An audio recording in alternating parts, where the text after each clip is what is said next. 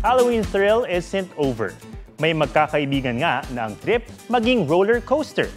Ang office horror story naman ng ilang magkakatrabaho, si boss pa ang promotor. Usuan na yan sa report ni Mark Salazar.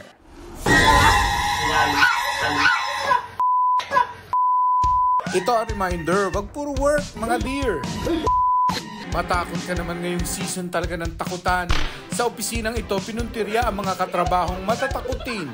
Ang head pa nila ang isa sa pasimuno, kaya hanggang sa pag-uwi may napapatili.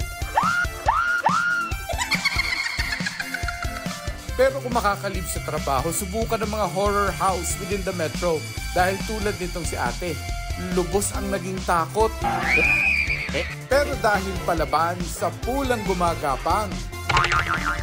Kung hindi naman maka-outing, mag-indoor roller coaster na lang kasama ang mga kaibigan. Pero manual nga lang. Entry nila ito sa isang costume party for Halloween. Ayan nga at nag-practice na ng kanilang magiging routine. Pero palalampasin ba namin hindi makipagkulitan? Presenting Pikachu with Atom Araulio. Mark Salazar nagbabalita para sa GMA Integrated News.